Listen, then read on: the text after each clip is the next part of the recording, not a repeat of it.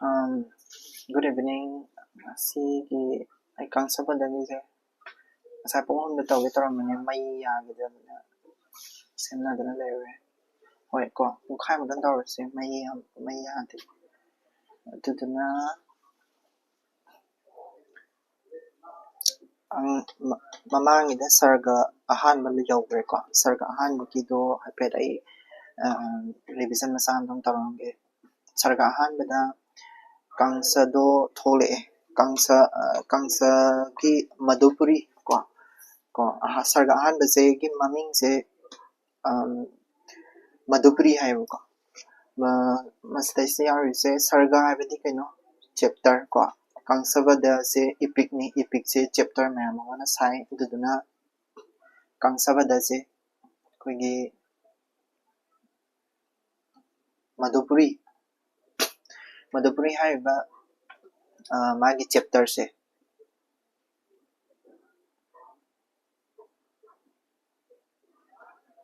mamang da PYQ neinagre ko PYQ da character analysis writing style events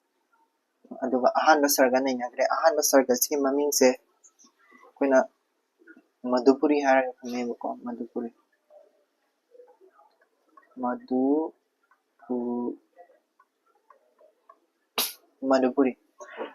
sida Kangsa sa thawai waraga leirambadagi manai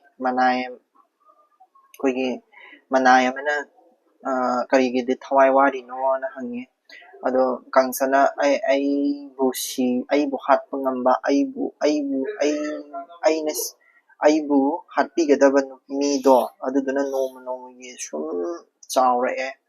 adudo aina kamaina lay taraga layduino hai adagi manai singtuna adudi akhoi myam leiri sidi akanba si samu lisingya aduda myam ama leiri sidi karigi thong wari no hai matamna Kangsa jamu thawai wara modo khara phare adagi Kangsa do magi thongak pasing ko adagi magi Manipuri city hai tar Manipuri konungji yeng tholakani ko ahanba kano se ahanba sarga ahanba chapter sida ko aduga yenge Manipuri gi phajaba yamna sai thare ko adagi Manipuri adagi khulai sang samu sang sagol sang bandiloi sang change ko adu bandiloi sang da aroi bada bandiloi sang changmo tamda mapa ko ugra sen thengnare adagi Kangsagi mapal Devaka ko su thengnare ko Vasudev ko Devki tasemagi dis daisa I clarification masanam tarang ko si Devaka gi machanupi oidoine ko si chen machanupi ko Devaka gi machanupi oidoine si se aduna Devaka gi Kangsagi mapal ne aduna Kangsagi cousin sister ni ko Devki se magi apokpa kano nateo apokpa machan nateo ko machan thoe adi mai mapal gi Kangsagi manau pai macha sing thoktoi ne ko aduna ugrasen hai sigi manau pa ni Devaka hai se Devaka gi macha napi ne Devki hai se ko Kangsagi machal hai sta cousin hai ta ko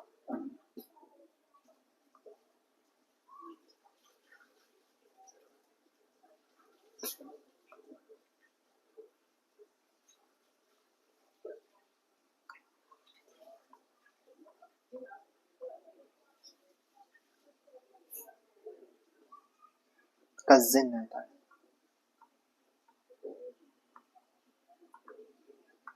cousin sister ne aduga daisa it is adi magi kano se loiba matamda masagi kano se masagi bandiloi sangi se hierarchy ko bandiloi sang da lai matang mana Manipuri konung ju koiraga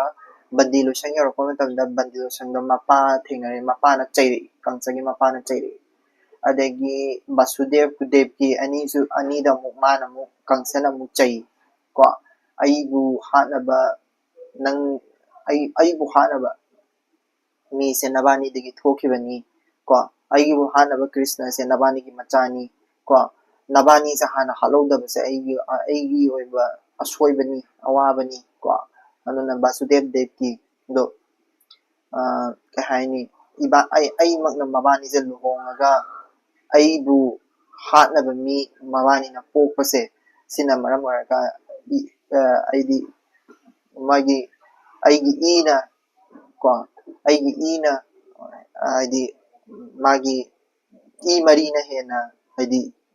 magi wana sinbibado kangsagi wana sinbibado adudani ko aduga loirakpada iti Sri Kangsabadha kabya Madhupuri nam haikadamni ko sa nam sise loirakpada haiba wahini chapter loirakpada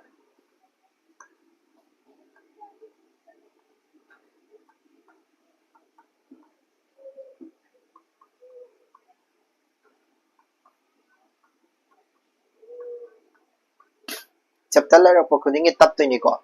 aduga Madhupuri nam pratham sarga pratham haibadi kaino first haibani ko pratham haibadi sise first haibani ko aduga sarga haibadi chapter haiba ko aduga Madhupuri nam haibadi Madhupuri haina maming thonba haiba ko iti Sri Kangsabadha kabya zigi ko haiba ko chapter lo silakpada taptoine ba sumaina Sanskrit ki marona ba yani ko sini ahaba sargada kangsana Madhupuri koiba aduga Madhupuri da magi ka badilusan da chalaga adi mapan amsung Vasudev ko Devki thengnaba ko aduda loire ahaba sarga se ko ani suba sarga lakse ko ani suba sarga da koigi sise kanon ko ani suba sarga yese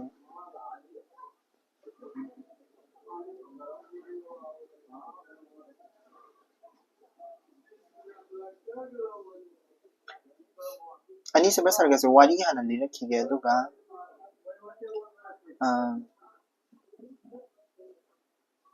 ko wari hana lirakige wari sa hana mutang pasana tago ko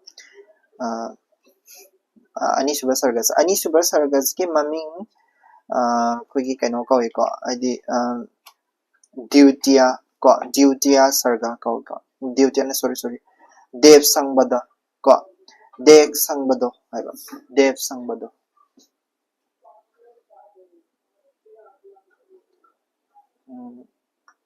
second sarga ani suba sarga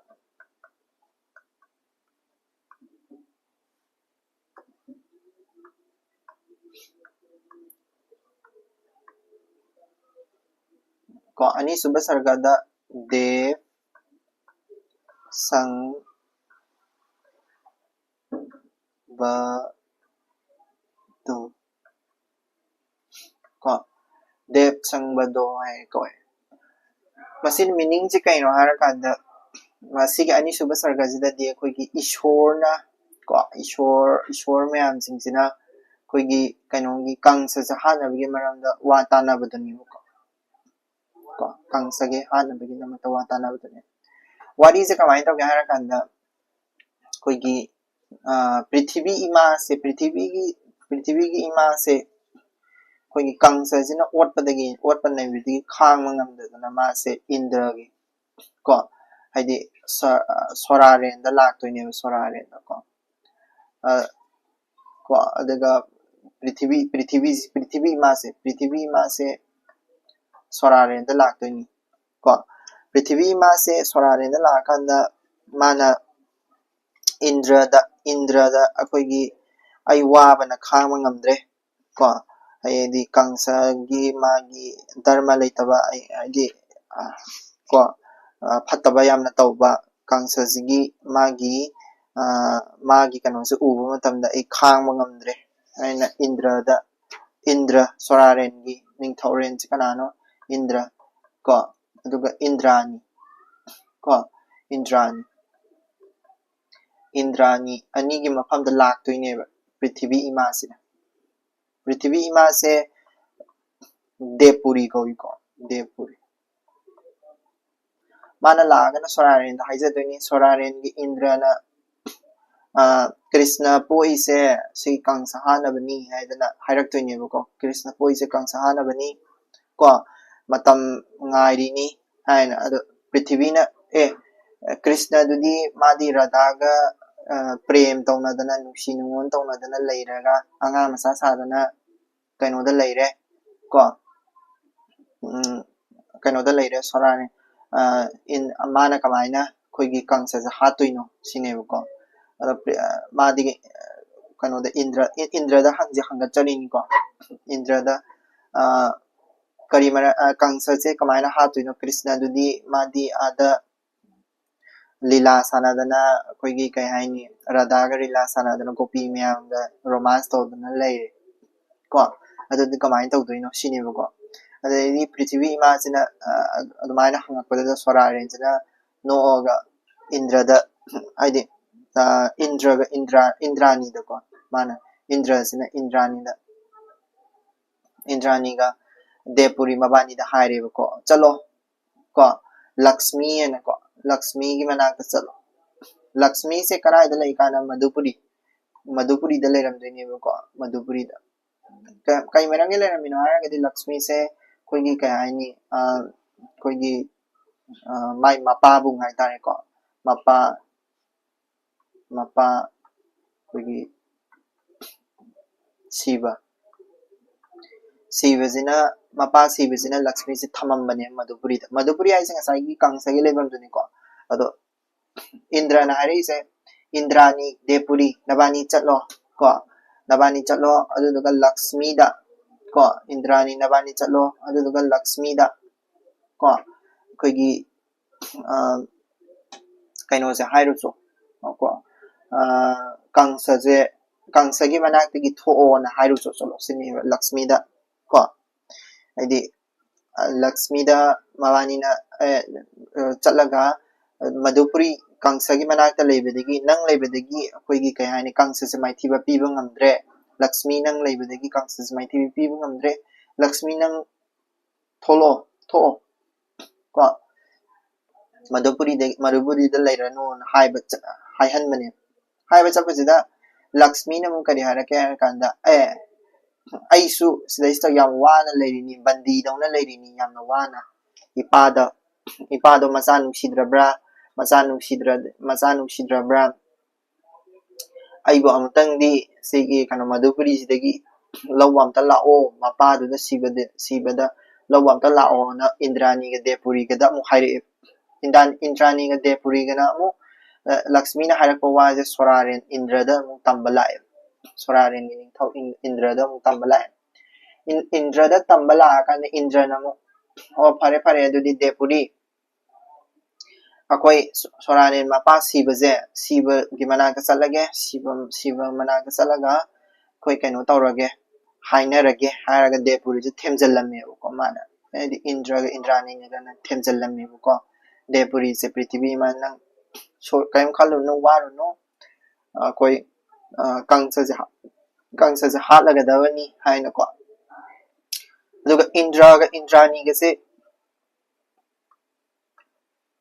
Kailas tam na lai Kailas ta kaino se unare ko Kailas ta koigi Shiva Mahadeva se unare Shiva Mahadeva se unare matungda Shiva Mahadeva da hangachare ko kamaina Indra na hangbadi koigi kai haini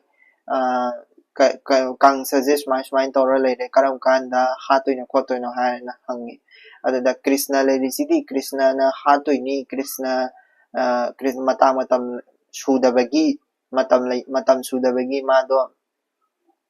ko ngai bagi wani matam sudabagi ngai bagi wani Shiva na hari se ko ado hasukcha shwedana haladabani Indrani da hairakpani ko ado Indrani na mahangisina Krishna dudi madi kano Radha gopi mayam ga irang tawdana leire aduna kamaina mana kamaina Kangsa se hatuino sinema hangise ko Shiva Mahadeva na no thoe ko aduga Indrani na hae ko matam ngai bagi wani matam sudabagi se phare ado Indrani da haire ise Indra ga Indrani da haire ise ko phare adudi ꯑꯩꯈꯣꯏꯒꯤ ꯅꯥꯔꯗ ꯀꯣ ꯅꯥꯔꯗ ꯃꯨꯅꯤꯗ ꯆꯠꯂꯣ ꯀꯣ ꯅꯥꯔꯗ ꯃꯨꯅꯤꯗ ꯆꯠꯂꯣ ꯅꯥꯔꯗ ꯃꯨꯅꯤꯗ ꯍꯧꯖꯤꯛꯀꯤ ꯀꯩꯅꯣꯁꯦ ꯑꯩꯈꯣꯏꯒꯤ ꯀ꯭ꯔꯤꯁꯅꯁꯦ ꯑꯩꯈꯣꯏꯒꯤ ꯀꯩꯅꯣ ꯌꯥꯎꯍꯜꯂꯨꯆꯣꯅ ꯀꯩꯅꯣꯃ ꯑꯩꯈꯣꯏꯒꯤ ꯀꯣ ꯑꯩ ꯀꯩꯅꯣꯃ ꯍꯥꯏꯔꯛꯀꯦꯀꯣ ꯀꯪꯁꯁꯦ ꯍꯥꯠꯀꯦ ꯍꯥꯏꯇꯥꯔꯒꯗꯤ ꯑꯩꯈꯣꯏꯒꯤ ꯃꯥꯒꯤꯗ ꯂꯤꯔꯨꯡ ꯁꯤꯕꯒꯤ ꯂꯤꯔꯨꯡ ꯇꯦꯟ ꯑꯃ ꯂꯩꯌꯦꯕ ꯀꯣ ꯁꯤꯕꯒꯤ ꯂꯤꯔꯨꯡ ꯇꯦꯟ ꯑꯃ ꯂꯩꯌꯦꯕ ꯀꯪꯁꯁꯦ ꯍꯥꯠꯀꯦ ꯍꯥꯏꯇꯥꯔꯒꯗꯤ ꯁꯤꯕꯒꯤ ꯂꯤꯔꯨꯡ ꯇꯦꯟ ꯑꯃ ꯂꯩ ꯂꯤꯔꯨꯡ ꯇꯦꯟꯗꯣ ꯂꯧꯊꯣꯛꯀꯗꯕꯅꯤ ꯀꯣ ꯂꯤꯔꯨꯡ ꯇꯦꯟꯗꯨꯒꯤ ꯃꯃꯤꯡꯁꯦ ꯗꯅꯨ ꯌꯥꯒ ꯀꯣ ꯁꯤ ꯀꯪꯁꯒꯤ ꯃꯅꯥꯛꯇ ꯁꯤꯕꯒꯤ ꯙꯅꯨ ꯌꯥꯔꯒ ꯍꯥꯏꯁꯤꯗ ꯑꯩꯈꯣꯏꯒꯤ ꯀꯪꯁꯒꯤ ꯃꯥꯒꯤ ꯑꯩꯈꯣꯏꯒꯤ ꯁꯤꯕꯒꯤ ꯙꯅꯨ ꯑꯃ ꯂꯩꯌꯦꯕ ꯙꯅꯨ ꯌꯥꯔꯒ ꯍꯥꯏꯕꯗꯤ ꯀꯩꯅꯣ ꯍꯥꯏꯔꯀꯥꯟꯗ ꯑꯩꯈꯣꯏꯒꯤ ꯀꯩꯅꯣ ꯕꯣ ꯁꯦꯀ꯭ꯔꯤꯐꯥꯏꯁ ꯀꯣ ꯁꯤꯕꯒꯤ ꯙꯅꯨ ꯍꯥꯏꯇꯥꯔꯦꯀꯣ ꯁꯤꯕꯒꯤ ꯙꯅꯨ ꯍꯥꯏꯅ ꯑꯩꯈꯣꯏꯒꯤ ꯁꯤꯕ ꯃꯍꯥꯗꯦꯕꯒꯤ ꯃꯥꯒꯤ ꯌꯥꯝꯅ ꯂꯨꯝꯕ ꯑꯩꯈꯣꯏꯒꯤ ꯇꯦꯟ ꯕꯣ ꯑꯃ ꯂꯩꯌꯦꯕꯀꯣ ꯁꯤꯕ ꯃꯍꯥꯗꯦꯕꯒꯤ ꯀꯣ ꯃꯥꯒꯤ ꯕꯣꯁꯦ ꯀꯪꯁꯅ ꯅꯤꯈꯤꯕꯅꯦꯕ ꯀꯪꯁꯅ ꯅꯤꯕꯁꯤꯗ ꯁꯤꯕ ꯃꯍꯥꯗꯦꯕꯅ ꯀꯪꯁꯗ ꯄꯤꯕꯤꯈꯤꯕꯅꯦꯕ ꯁꯤꯒꯤ ꯙꯅꯨ ꯌꯥꯔꯒꯁꯦ ꯂꯩꯔꯤꯉꯩꯗꯤ ꯁꯤꯒꯤ ꯙꯅꯨꯁꯦ ꯍꯥꯏꯗꯤ ꯀꯩꯅꯣꯒꯤ ꯕꯣꯁꯦ ꯑꯩꯈꯣꯏꯒꯤ ꯇꯦꯟꯒꯤ ꯕꯣꯁꯦ ꯀꯣ ꯇꯦꯟꯒꯤ ꯕꯣꯁꯦ ꯂꯩꯔꯤꯉꯩꯗꯤ ꯀꯣ ꯀꯪꯁꯁꯦ ꯁꯤꯔꯣꯏꯗꯣꯏꯅꯦꯕ ꯁꯤꯒꯤ ꯕꯣꯁꯦ ꯁꯪꯅꯕꯒꯤꯗꯃꯛꯇꯅꯦꯕ ꯂꯛꯁꯃꯤꯁꯦ ꯀꯣ ꯂꯛꯁꯃꯤꯁꯦ ꯁꯤꯒꯤ ꯕꯣꯁꯦ ꯁꯪꯅꯕꯒꯤꯗꯃꯛꯇ ꯊꯝꯕꯅꯦꯕ ꯑꯗꯨꯅ ꯀꯪꯁ ꯃꯅꯥꯛꯇ ꯂꯛꯁꯃꯤꯁꯦ ꯂꯩꯔꯤꯁꯦ ꯀꯩꯒꯤꯅꯣ ꯃꯁꯤꯒꯤ ꯕꯣꯁꯦ ꯂꯩꯕꯒꯤꯅꯦꯕ ꯃꯁꯤꯒꯤ ꯕꯣꯁꯤꯕꯨ ꯊꯨꯗꯦꯛꯄꯁꯦ ꯃꯁꯤꯒꯤ ꯕꯣꯁꯤꯕꯨ ꯊꯨꯗꯦꯛꯄ ꯍꯥꯏꯇꯥꯔꯦꯀꯣ ꯃꯁꯤꯒꯤ ꯕꯣꯁꯤꯕꯨ ꯊꯨꯗꯦꯛꯄ ꯃꯁꯤꯒꯤ ꯕꯣꯁꯤꯕꯨ ꯊꯨꯗꯦꯛꯄꯁꯤꯕꯨ ꯑꯩꯈꯣꯏꯅ ꯕꯣ ꯁꯦꯀ꯭ꯔꯤꯐꯥꯏꯁ ꯅꯠꯇ꯭ꯔꯒ ꯙꯅꯨꯔ ꯌꯥꯔꯒ ꯍꯥꯏꯌꯦꯕꯀꯣ ꯁꯤꯒꯤ ꯙꯅꯨꯔ ꯌꯥꯔꯒꯁꯦ ꯇꯧꯍꯜꯂꯣ ꯍꯥꯏꯔꯛꯄꯅꯦꯕ ꯅꯥꯔꯗꯗ ꯁꯤꯕ ꯃꯍꯥꯗꯦꯕꯅ ꯍꯥꯏꯔꯤꯁꯦ ꯀꯩꯅꯣ ꯑꯩꯈꯣꯏꯒꯤ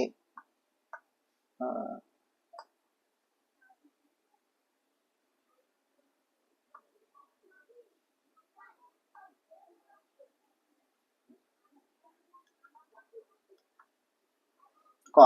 ꯁꯤꯕ ꯃꯍꯥꯗꯦꯕꯅ ꯍꯥꯏꯔꯤꯁꯦ ꯀꯩꯅꯣ ꯁꯤꯒꯤ ꯙꯅꯨꯔ ꯌꯥꯔꯒꯁꯦ ꯅꯥꯔꯗꯗ ꯇꯥꯛꯂꯒ ꯅꯥꯔꯗ ꯃꯨꯅꯤ ꯑꯃ ꯂꯥꯛꯇꯣꯏꯅꯤꯀꯣ ꯅꯥꯔꯗ ꯃꯨꯅꯤꯁꯦ ꯇꯧꯔꯒ ꯅꯥꯔꯗ ꯃꯨꯅꯤꯁꯦ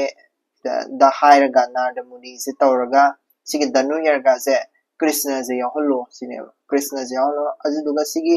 ꯃꯥꯒꯤ ꯍꯧꯖꯤꯛꯀꯤ ꯍꯥꯏꯔꯤꯕ ꯁꯤꯕꯒꯤ ꯀꯩꯅꯣꯁꯦ ꯉꯁꯥꯏꯒꯤ ꯕꯣꯁꯦ ꯁꯤꯕꯒꯤ ꯃꯥꯒꯤ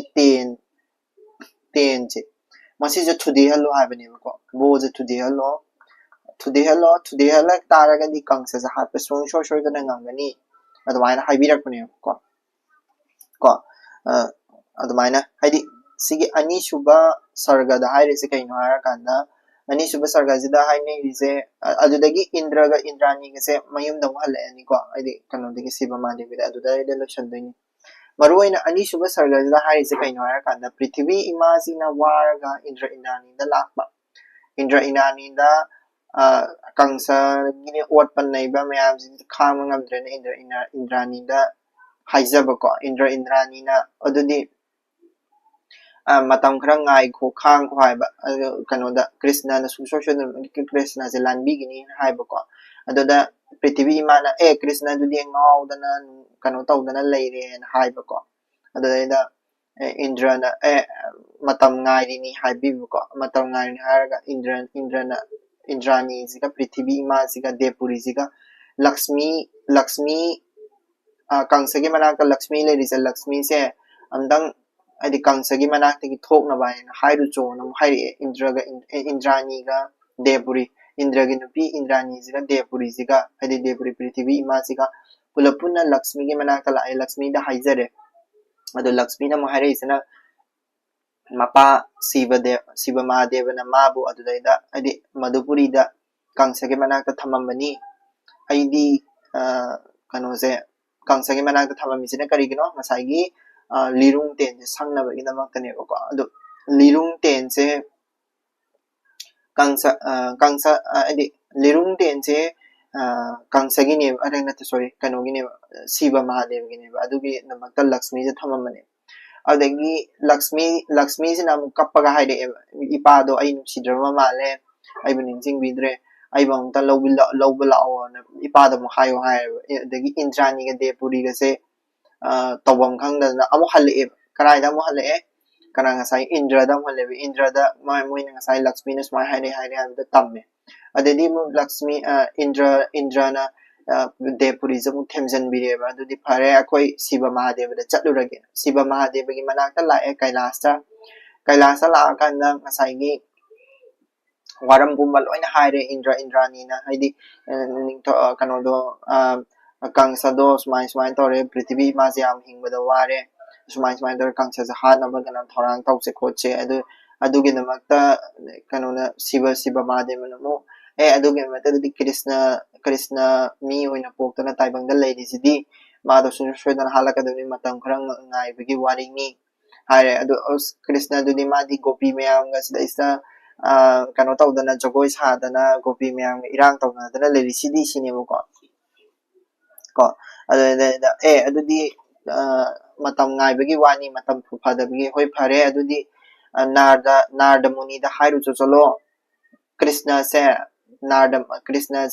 ngasagi the new year ga haiba bo sacrifice haiba thoram je masi ji yaung ba hairu cholo na hairi ko the new year ga da kari ngasagi siba mahadeva na pirakpa kangsada pirakpa ngasagi kano se khoigi lirung ten se masi je thude eba matam da khaktang da kadawba ngasagi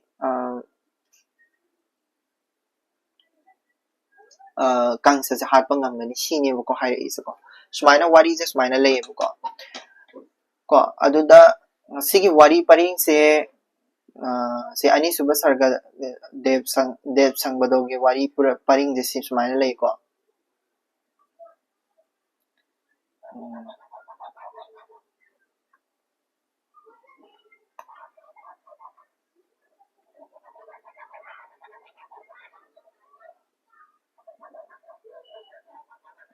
ko aduga sigi wari sida character kari kara yawa khotpa adugi do hyper ai hairamge aduga sigi do shalase ani suba chapter ko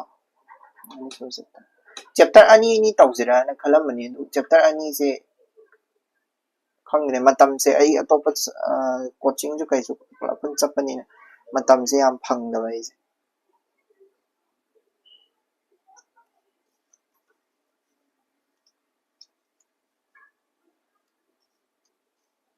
hape samlapa wari do hujiki do leire ko ani suba sarga da yawba aidi kari yawge habdo content to ai irakke ba mathang ko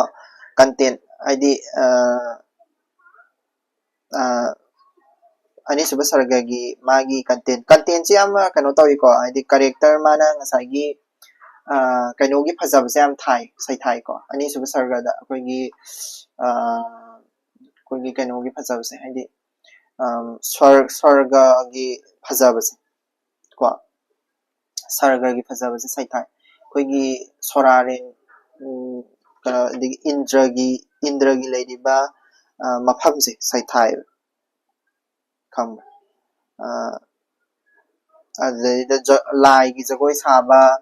dagi jagoi sabi isai sakpi ko lai mayam na thum hau chaba duga lei chai thaba khotpa si mayam jing se loina ma sidai da yawi ko swarga gi phasam swarga konung ko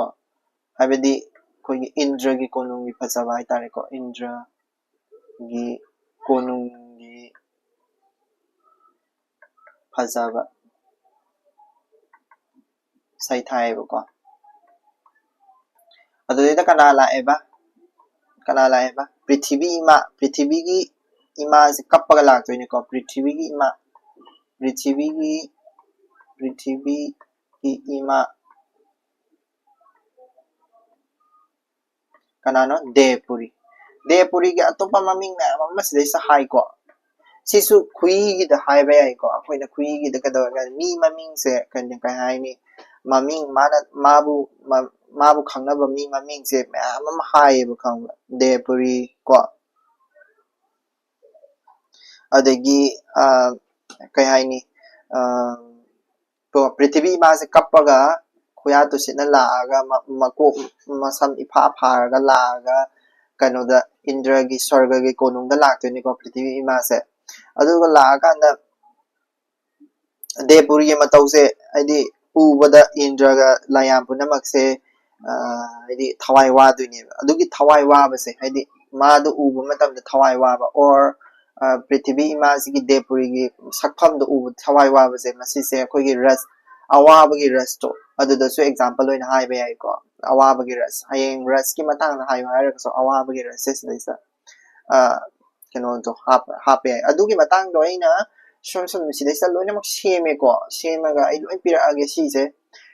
character analysis du character du so aina thengnaba character jing sidai de ira bani ko Krishna gi su ire ko Kangsa gi su ire adu si je material si loina mak pirake ko si analysis se loi matam da tam na sum taw se khara de dum taw se ai hap jing do hairakke ko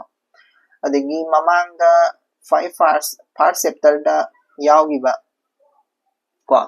iba horokpa matam da kedoba iba horokpa matam da Saraswati ima gi khurum zaraga iba ho bhai do ko iba horokpa matam da Saraswati ima khurum maga iba ho ba to khurum zaraga iba ho ba dugi writing style da hape ko adagi anupama comparison me ama hapa do anupama comparison me ama ko adi asi ahamba ho matam da yawi bidani ko habidi thogak paga nandi bingi ga ningthau gi sabaga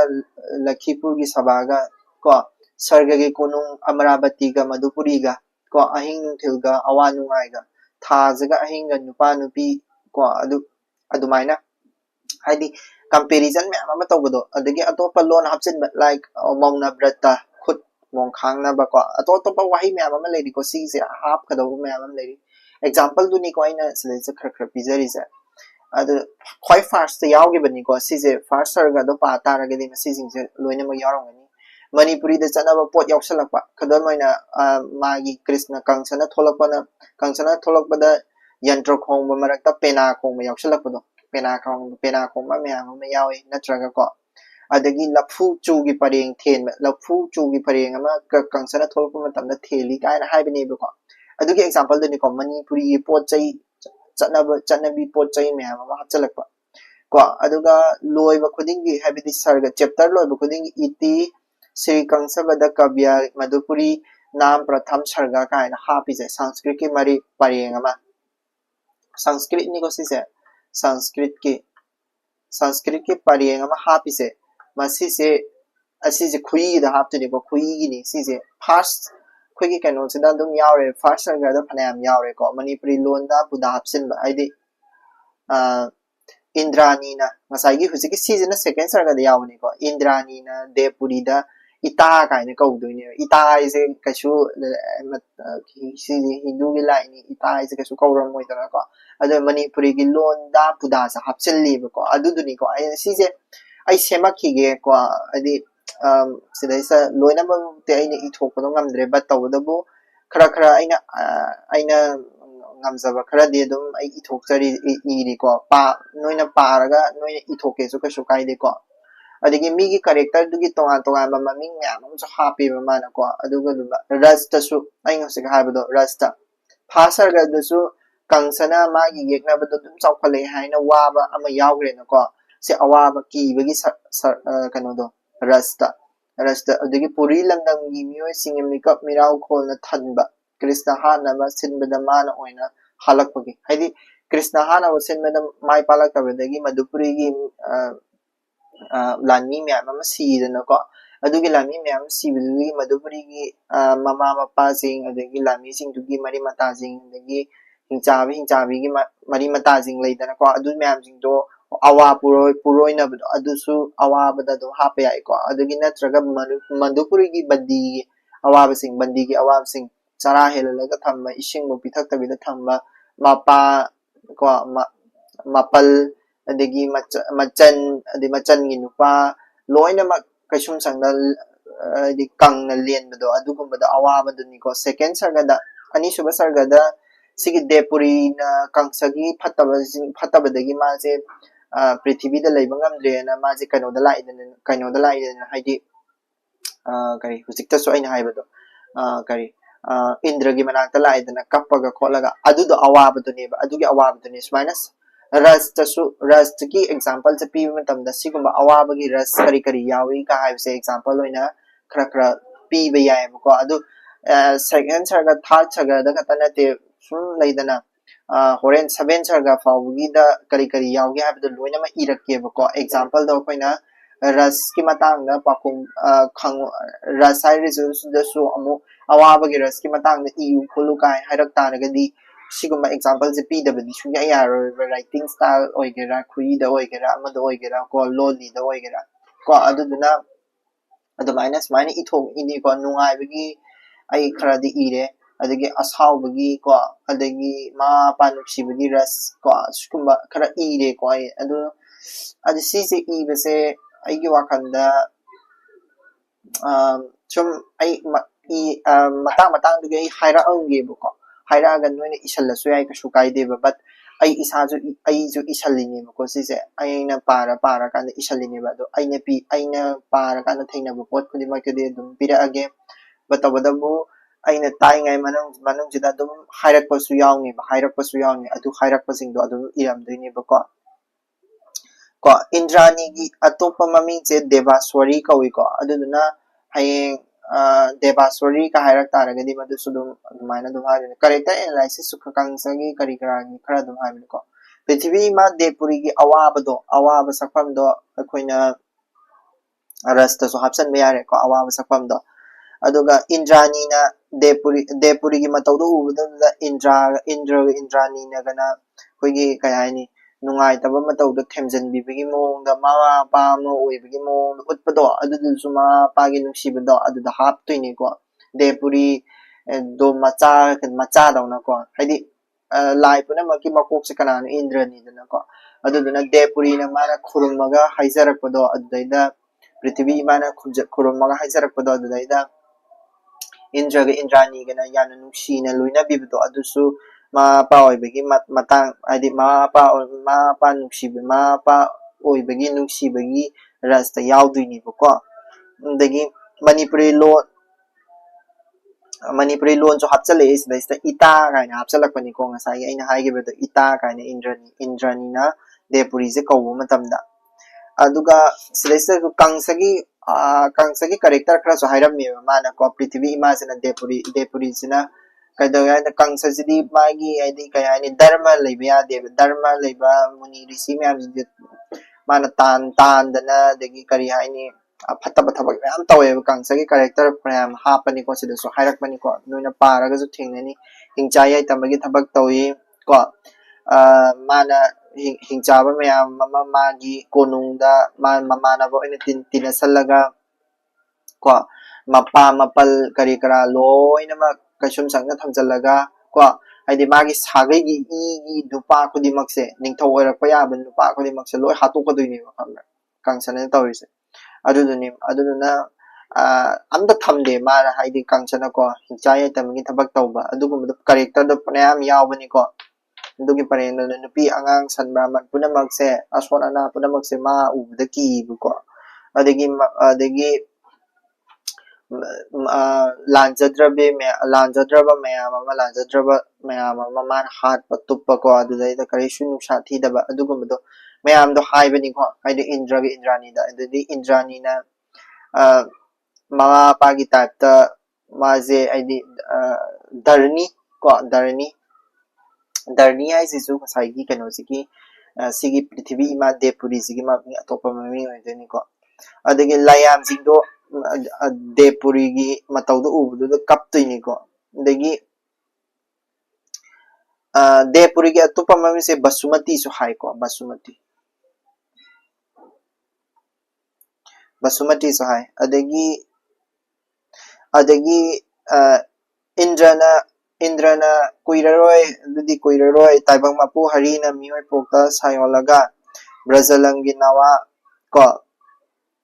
Vyas Lila ki kumai sanaba haurabani ko sungsoi soidanamaki Krishna na sungsoi soidanamaki kanona Indra na pak kano pirak to ni ko Indra na pakom pirak to ni hadi sungsoi soidanamaki Krishna hat khadawni na ko ado Indra kanona mo harak to isa digi ngasagi Radha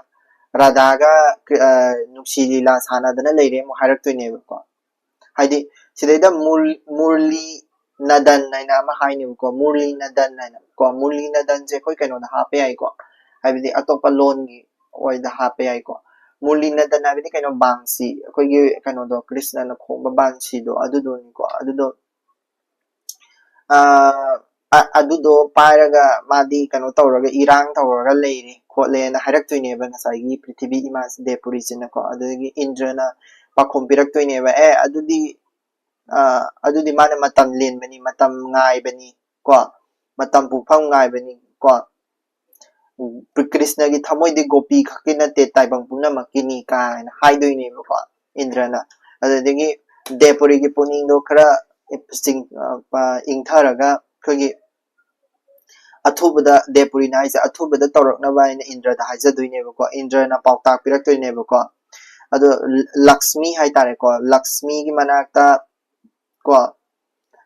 chatlo Madhupuri Mathuragi konung ja thadok na ba hairu chuchalo hairu hairak toi ne ko dagi Indrani ga loina na chatlu ko Lakshmi gi manakta yodoi ni Lakshmi se atopa Lakshmi gi atopa maming se sidaida koi gi Lakshmi mulak toi ne ko Lakshmi gi atopa maming se koina kaino so hai ko koi gi Kamla so hai ko natraga Hari Priya so hai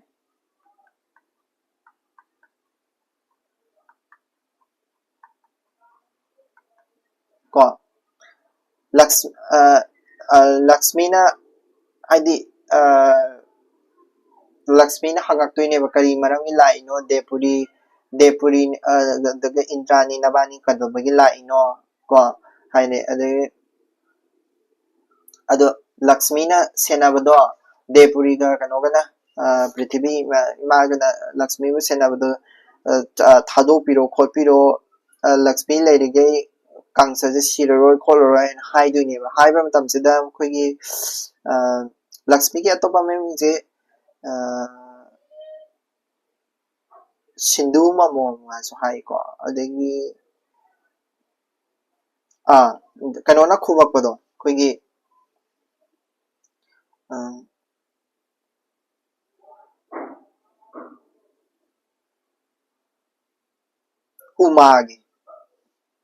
Umagi athangdagi leibine hairaktoini Kamla si Uma ina ama character ama hairakani ko Umagi yathangdagi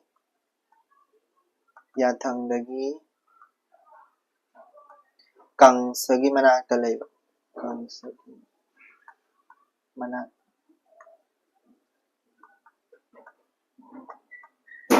hairaktoini ado ni ko adi Lakshmi gi leifam se Lakshmi si su yam wana hingini sini ko Kangsa na aptaba thabak mayam tawbado adudaida pangal thoktre ma se pangal thoktre aise kari dawdoino khangdre han hairaktoini ko aduda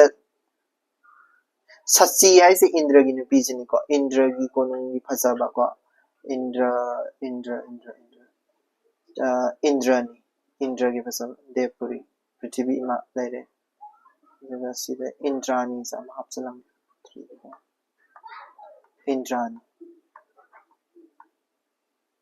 Indrani se atopa maming se mana kano so hai ko Sachi hai ko Sachi ko adana matam adi maase kyam kuina leigedage ang habdo kyam kuina Lakshmi Kangsagi manakta kyam kuina leigidoino na hangaktoine ko adudaida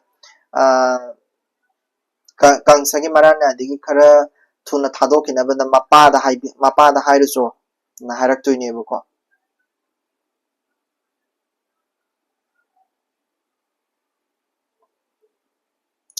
adagi sigi prithvi imas ki atopa maming se amu kano so hai ko hindu so hai ko atopa maming mya ma hai bani sida isa mantang na mya ma lai bani ko lakshmi gi paus ko krishna gi di kai hai ni akoi gi krishna na kangsai ai bi ko liba lirung adu that thu dek pa namit ta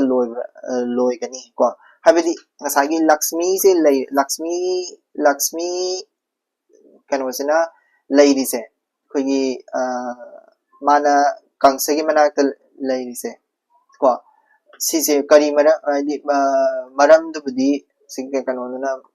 kano sina haibagi adi mapana haibagi laire dana ko aduga karamba matamda loigani haibse kaina hara kanda krishna na kadoba krishna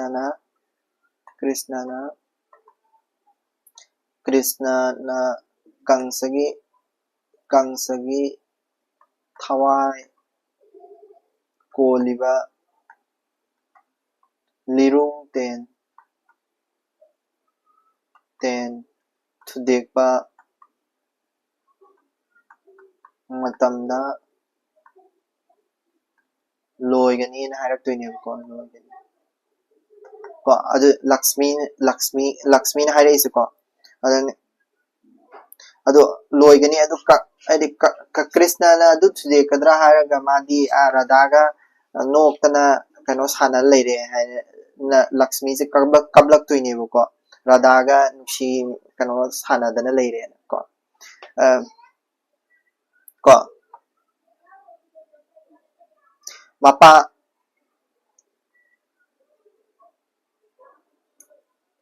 mapa da tamucho na hairaktoine ko adu devendra na hairaktoine devendra ise kaino ko sagi sivada tamucho na hairaktoine siva durga da tamlucho na hairaktoine habidi lakshmi na haire ise kaino kanada depuri ga kanaga indrani ga da hairaktoine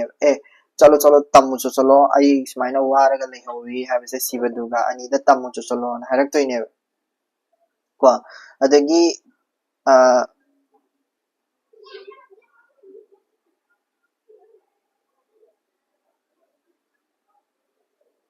lakshmi gi manakta gi lae indra gi manakta mu lae ko depuri ga kanaga indrani ga se aduga kana sidasu matang ama yawe ko indra ga indrani ga se nuksi nungon gi type ta tawba ko asisisu gi nuksi nungon gi type ta tawba ras ta hapsan ba yai ko indra ga indrani gi mabani se nuksi na leiminabagi matang ama yawbani ko Hargauri haisisu sibagi atopa maming ko sibagi manakta mo indrani ga sa laktani ko sibagi manakta siba se maming ma tholi ko Hargauri haisisu amani Hargauri ko sibagi ado Kailas ta lae siba se Kailas le Hargauri haida su khangnei ko mase leibam se karai dano Kailas ke phajabaju su mana se de saithai Kailas ke phajabaju Kailas se swine to turen leiba khotpa ko ado phat ke phajaba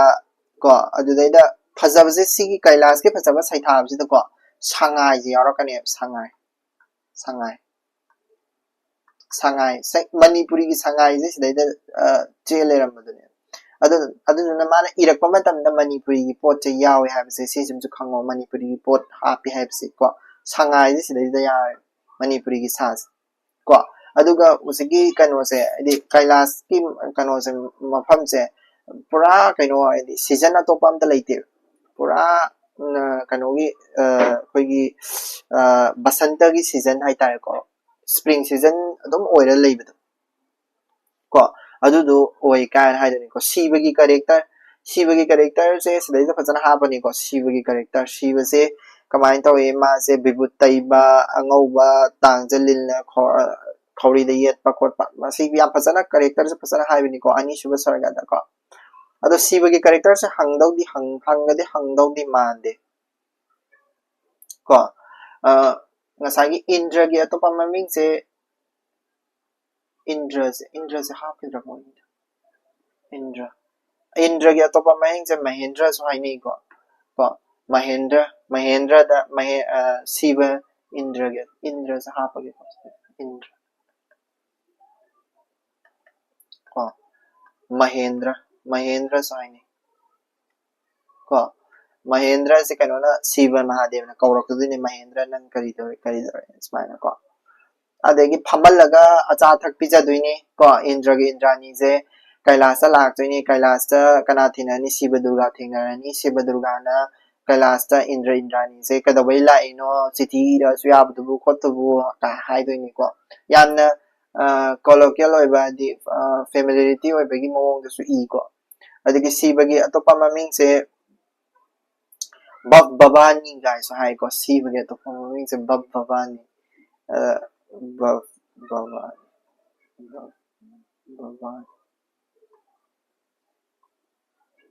ko adu Bhavani gi Mahadev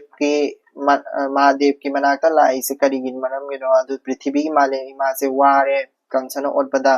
adu na Mahadev na bor pibi bedagi Lakshmi tongsin bedagi kangsa je hatpa ngamdre karam kana kangsa je hatpa ngamgadoino harakpa adedi Indra da kana hojiki Sivana adudi adugi damakta koigi prithi kanu malem sembiriba hari mapu Krishna di adum mi ondana lairabani mada bhatla bagidamakta hai adudi Indrani na Mahadeva da karimaram Sivagi Kangsagi Indrani na ko haidi Krishna di anga obe matawdun adum haidi kano da Radha ka sanadana leiri khotlen haraktoine adagi Krishna gi character se Shiva Mahadev na sida Krishna gi character se fasana harakatoine Shiva Krishna gi character se Krishna is smain tawi na ko magi dress smain seli na ko chingnagano ko suksoi dana maki kangsa se halaga damne chingnaba laiganu ko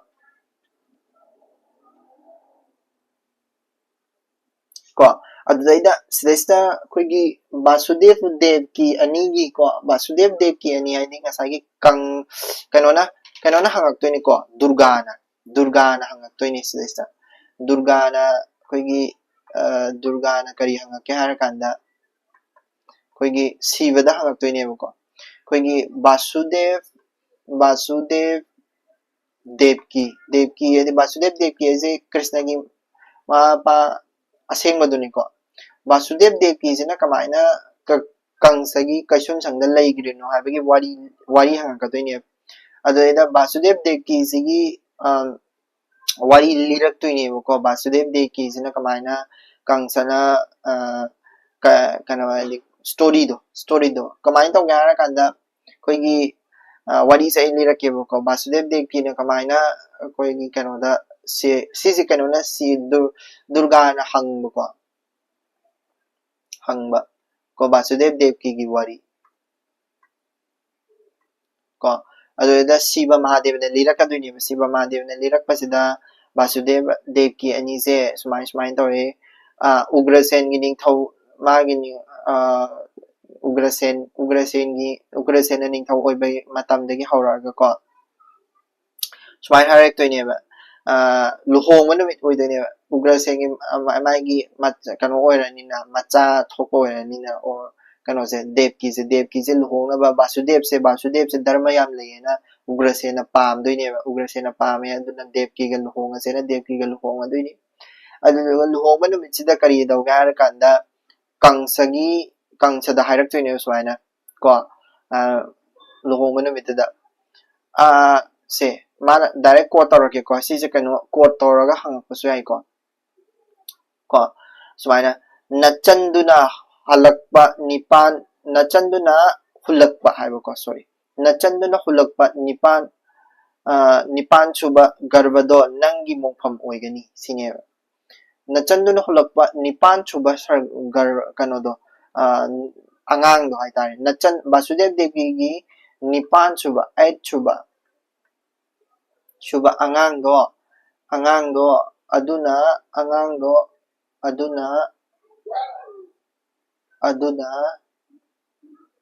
Kangsagi Mitru Oigani and Hirapani, Homan with Kangsagi Mirtu Oigani. Ko Basudev Devki and Eagle Homan with Hirani ko, the Basudev Devki and he say, Bakanoda comes and ko. I'll give Pola Pamasa Hato Kenato. Ko Kangsana Hato Kento Basudev Devki and je Machado, Sumanipancho Machado. Kano tau ni na harapadi hato kena tau do ni pancho mo macai se ai ang ai se kan masing je thiba ngam de ba ai kara de ho ro thi du no ai se khang de ba da na pola pa macha kan de mak se loi sorry polak ching ai da si Basudev de ki je kang se na hato ke tau ne mathwai se kan lo na ba gi da Basudev na khurum jabne Ibani is a pag is a pabio, the towning was out of you, the book, Ibani get Hawaii than Vikalu, Basudev Depi, Nachani Depi said, Ibani get Hawaii than Vikalu and Haisa doing Muka Harakanda, Harakanda. Aduni Nang I quick Isazing the low and a Macna on the pig and Nang and Hatok Chok Shinim, I say, Polo for Isaac the Maxalo and a pig and Hatok Chok Shinim, Haraktuisiko. Masa Pola Basudev Depi and Eina. Pola pa machazing se nupi or so nupa or so lo na hato e ko mata halak pa sida taret chuba nupa se Balaram oi bine ko 7 chuba nupa se 7 se Balaram oi doine ko Balaram se kadaw ga hara kanda 7 chuba nupa Balaram se karana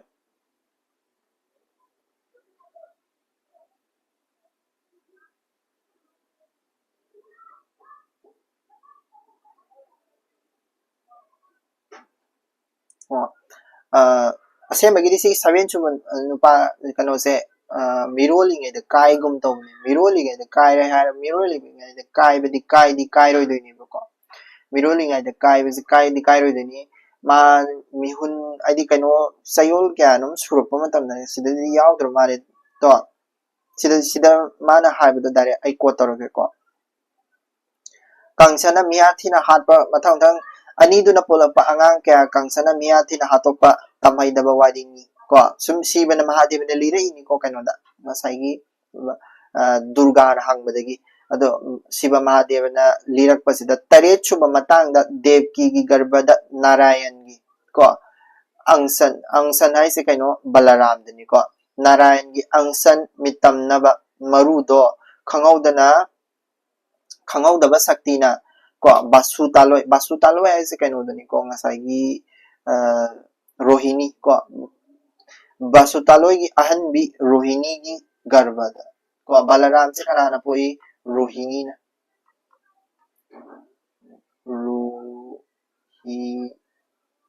rohini plus ko basu ani na po ko idune ko Balaram se rohini amasung basu gi macha idune Balaram se po ase bagidi kaino gini ba ngasai gi devki Basudev devki gi macha idune ko adu dubu Basudev devki gi macha se kai mai to ga hara kanda rohini gi mabuk sida garbada oina chatkidune garba ko haidi pokching aida pokchi ngaida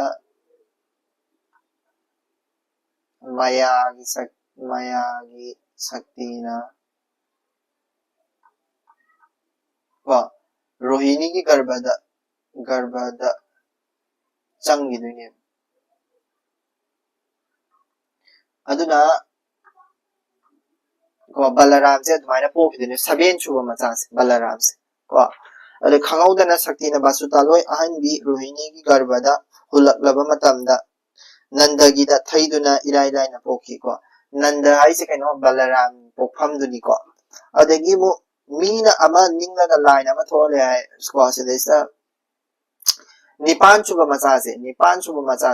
pokti pu e ko nipan chuba macha se Krishna oidune ba pokti po e pokpa matam sida ne mitrang na ko ngasai gi Kangsagi ngasaina Basudev Devki anina leiriba magi bandi sigi thongsangbaze loina ma tumgi doineba ko ma he polakpa matamda tumgar kanda ngasaigi laiga bayan sina ko tumgar kanda ngasaigi yoga maya haise ko yoga maya haine ko adi thongsangba mayam jingse Krishna polakpa matamda tumgi doini Krishna se aduduga mana kaino amada por ngasaigi Krishna se pola matamda nang mana kaino se Yamuna turen se lan duini Yamuna turen se lalaga kaino ngasaigi nandagi ngasaigi kaino gi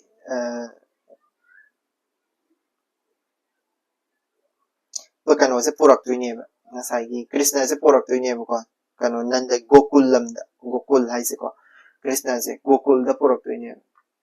Gokul ko Nanda Rani gi Gokul haise musiki Nanda Krishna Nanda Rani gi mayum da poki duini aduga Nanda Rani gi mayum da chawrak duini aduga Nanda Rani na poksaba machaje Nanda Rani poksaba machaje ona raga purak duini ko Krishna ga ona duini Nanda Rani gi machaji ga ko Nanda Rani gi macha ga ona duini Krishna ga Nanda Rani gi macha ona duini ngasagi Vasudev sina Gokul lamda Nanda Rani gi machaji ga Krishna ji ga ona raga machaje pura lak duini machaje pura la ani ko Nanda Rani gi machaje tasema gi Nanda Rani gi machaje pura Krishna ga ona raga pura Nanda Rani gi machaje mitrang gi macha aidi yoga maya na sema kano ne macha ne adu Krishna na kan kangsana hat ke taw matam jina kano on gi doine lai on gi doine ko mang gi doine ni panchu macha ko aduni adumaina tawni adugi wari aidi wari pai ko aduduga hek mang baga mama bu hat na baina Krishna nipan su macha je man ma khuna hat kangsa na hat ke na taw matam jina laurok tuine ko hat mang ga laurok tuine nang bu hat ka da badadi ko braja konung yaukhre kholau kana la braja konung ai singa sai Gokul lam duni ko braja konung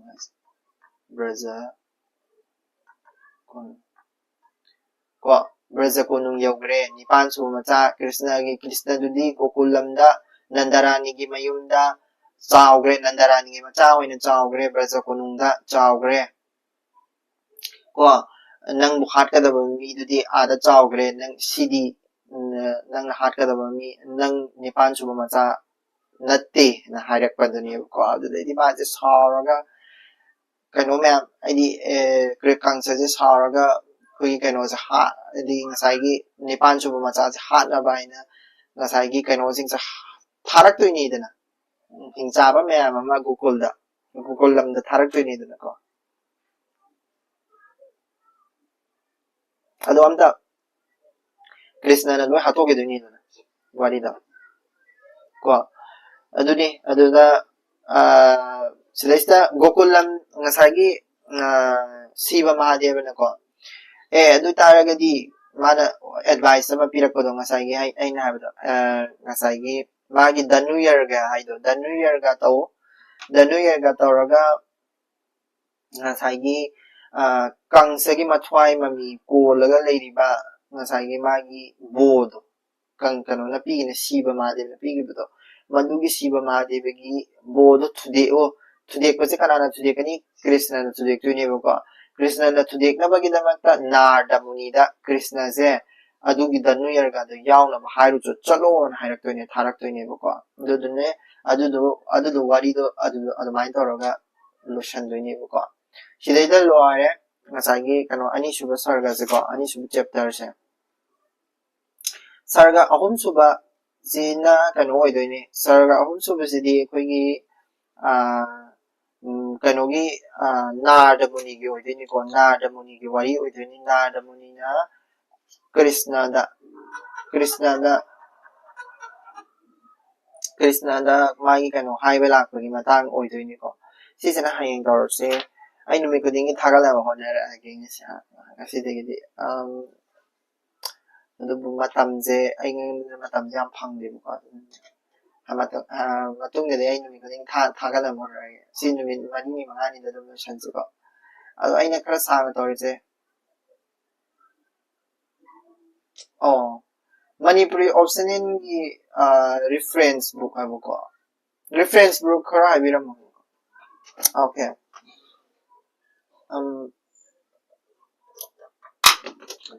reference book se okay reference book se ai paagado mong dai harake buko ai kanu ma ulake paado kamai paani habdo ai kanu ulake taragadi ai ngang sa tai ko reference book se kamai pa ai na kamai pa habdo ai haisarake buko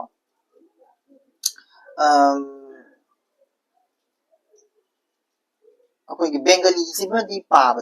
ꯊꯣꯛꯄꯤꯕ ꯇꯥꯔꯦ ꯕꯦꯡꯒꯂꯤꯁꯤꯃ ꯄꯥꯗ꯭ꯔꯒꯗꯤ ꯌꯥꯔꯔꯣꯏ ꯕꯦꯡꯒꯂꯤꯁꯦ ꯄꯥꯅꯕ ꯄꯣꯠꯁꯛ ꯃꯌꯥꯝ ꯑꯃ ꯂꯩꯌꯦꯕꯀꯣ ꯑꯗꯨꯗꯣ ꯕꯦꯡꯒꯂꯤꯁꯤꯃ ꯄꯥꯕꯤꯔꯣ ꯑꯗꯨꯒ ꯕꯦꯡꯒꯂꯤꯁꯤꯃ ꯈꯔ ꯄꯥꯗ꯭ꯔꯒꯗꯤ ꯀꯩ ꯍꯥꯏꯅꯤ ꯑꯩꯈꯣꯏꯒꯤ ꯑꯔꯤꯕ ꯂꯥꯏꯔꯤꯛ ꯀꯔꯤ ꯑꯩꯈꯣꯏꯒꯤ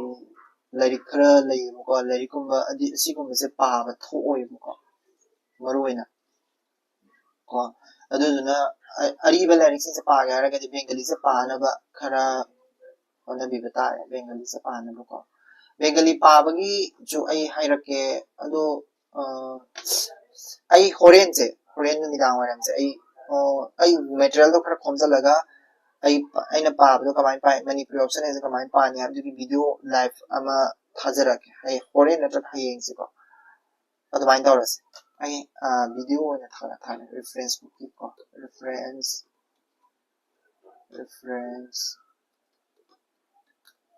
bukki video tongana sema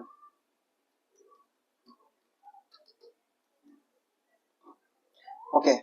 aduga aina kamai paai hado ai haijarakebako mayamsu aidi noisu paamde nungainabako aduduga yengas sigidi sidulashals